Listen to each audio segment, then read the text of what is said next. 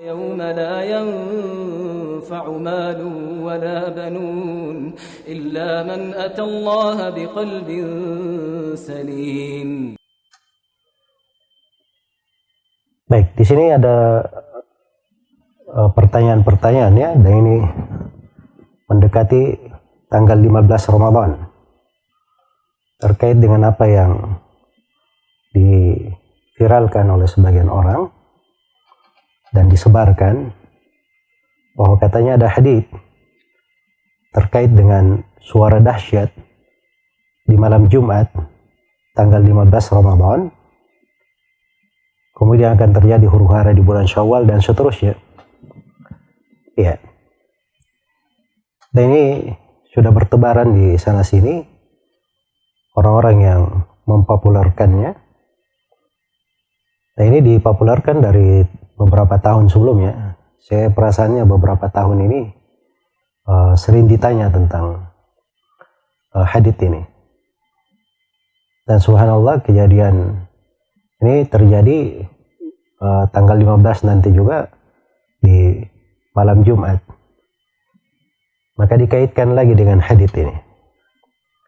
Nah, ini hadits tidak diragukan, walaupun dia datang dari beberapa riwayat, dan yang banyak disebarkan itu riwayat Imam Nu'aim bin Hammad Al-Khuzai rahimahullah.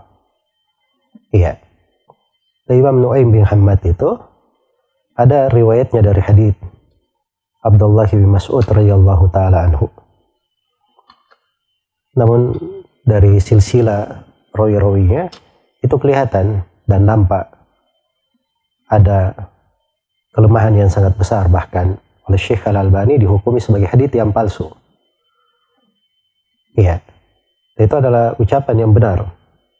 Apalagi Imam Nu'aim bin Hammad, walaupun beliau di dalam berpegang dengan sunnah diakui oleh para ulama, tapi dari sudut riwayat haditsnya tidak diterima karena terlalu banyak permasalahan di dalam riwayat, termasuk di dalam hadits-hadits seputar fitnah-fitnah dan kejadian-kejadian di akhir zaman. Itu secara khusus beliau sangat lemah di dalam pembahasan itu. Iya. Kemudian datang dari hadits Fairuz Ad-Dailami, juga haditsnya hadits palsu. Ada juga dari hadits Abu Hurairah, ada di jalur Nu'aim bin Hammad dan selainnya. Juga datang dalam beberapa riwayat, berada di silsilah rawi yang sangat lemah sekali, mungkar. Ya, dan oleh Ibnul Jauzi dan selainnya dihukumi sebagai hadits palsu. Kemudian datang juga dari hadits Abdullah bin Amr bin As, ya, radhiyallahu taala anhu, secara marfu dan mauquf, dikeluarkan juga oleh Nu'aim bin Hammad dan selainnya. Ya, dan juga haditsnya adalah hadits yang sangat lemah sekali, mungkar. Kemudian datang beberapa riwayat mursal dari Sa'id bin Musayyab, Syahr bin Hausyab, ya, Makhul dan selainnya. Ini semuanya tidak menambah hadits ini kecuali kelemahan. Karena itu hadits ini dilemahkan oleh banyak ulama ahli hadits. Di antaranya Al-Ukaili rahimahullah ketika berkomentar tentang sebagian riwayat hadits Abu Hurairah. Al-Ukaili dalam Ad-Du'afa Al-Kabir beliau berkata, "Laisa li hadzal hadithi aslun min hadithi thiqah wala min wajhin yathbut." Kata Al-Ukaili, hadits ini tidak ada sumbernya, tidak ada dasarnya dari hadits rawi yang terpercaya. Ya, kalau ada di hadits yang rawi yang lemah, pendusta ada. Tapi hadits rawi yang terpercaya tidak ada. Dan tidak ada dari jalur yang syah. Tidak berasal dari jalur yang syah. Semuanya dari jalur yang ada kelemahan sebagaimana telah kita paparkan. Kemudian juga dianggap sebagai hadits palsu oleh Al-Jawzakani di dalam Al-Batil wal Manakir. Demikian pula Ibnul Jauzi. Ya, beliau masukkan di dalam kitabnya Al-Mawdu'at yang berisi hadits-hadits palsu. Demikian pula dihukumi oleh Imam Ad-Dhahabi di sebagian riwayat Al-Hakim. Ya. Nah, ini dari dulu hadits ini sudah disebut oleh Ibnul Qayyim rahimahullah. Diperingatkan tentang orang-orang, beliau kasih kaidah tentang sejumlah riwayat. Kalau ada yang kasih pembahasan terjadi huru-hara di bulan Ramadan, maka pasti itu haditsnya adalah hadits yang palsu. dan juga disebutkan oleh Al-Musiri dalam Al-Mughni Al-Hifdi wal Kitab. Ya, sebagaimana juga dianggap palsu oleh Ali Qari Al-Ajluni dalam Kashful Khafa, dan banyak lagi dari ulama ahli hadis. Cuman yang menjadi masalah, ini sebagian dukun-dukun dan peramal akhir zaman yang mempopulerkan hadis ini, itu kadang memberi keraguan. Memang betul riwayatnya lemah kan, tapi banyak dari riwayat banyak orang. Ya, riwayat banyak orang ini kan menunjukkan ada asal usulnya. Nah, ini sudah keliru cara berpikirnya, sebab dia memahami riwayat itu dengan kepala dia yang mungkin diitari oleh sesuatu yang menyelisih petunjuk Nabi Sallallahu Alaihi Wasallam. Tapi kalau dia pahami riwayat sesuai dengan jalan para ulama ahli hadits, justru para ulama ahli hadits itu pada satu hadits palsu, ketika hadits ini beredar di sana sini dengan riwayat yang lain, itu malah menjadi bukti kepalsuannya bagi mereka dan kemungkarannya, kebatilannya. Sebab dia tidak beredar kecuali di riwayat hadits-hadits, di riwayat orang-orang yang lemah saja. Iya. Maka itu adalah bukti menunjukkan bahwa riwayat ini tidak pernah syah dari Nabi Sallallahu Alaihi Wasallam. Itu sudut yang pertama.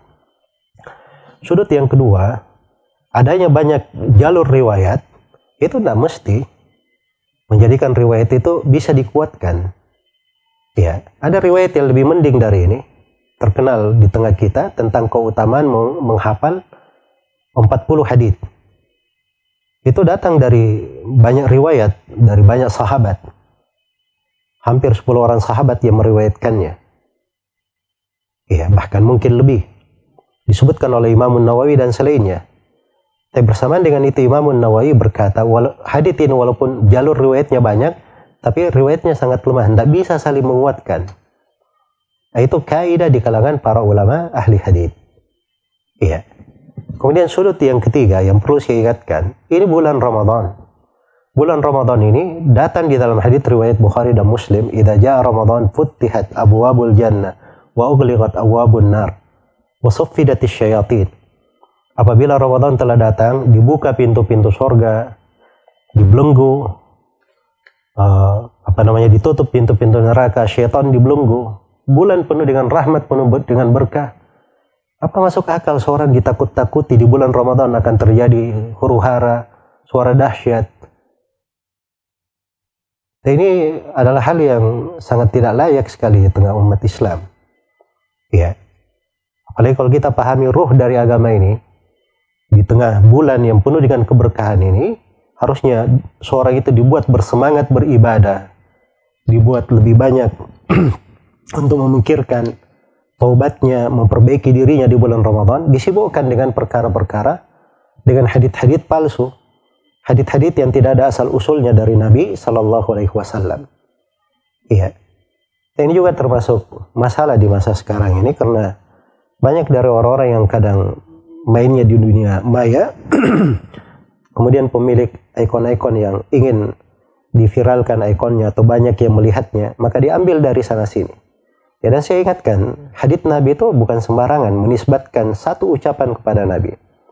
Sebab kalau kita menisbatkan ucapan kepada Nabi dan itu dusta terhadap Nabi, Nabi SAW telah bersabda, "Man kadzaba alayya muta'ammidan falyatabawwa maq'adahu minan nar." Siapa yang berdusta atas namaku dengan sengaja, maka hendaknya dia siapkan tempat duduknya dari api neraka. Ini hadits secara lafaz dan makna diriwayatkan lebih dari 100 orang sahabat. Saking banyaknya Nabi mengulanginya dan mengingatkannya. Maka jangan sampai kita simpan di sebuah status hadits palsu, terus dilihat oleh orang, dia yakini, jadikan masalah dalam kehidupannya. Ya, disebabkan karena kita yang men-share status ini, akhirnya kita juga menanggung dosanya sampai hari kiamat. Maka semoga Allah Subhanahu wa taala memberi taufik kepada semuanya. Wallahu taala alam.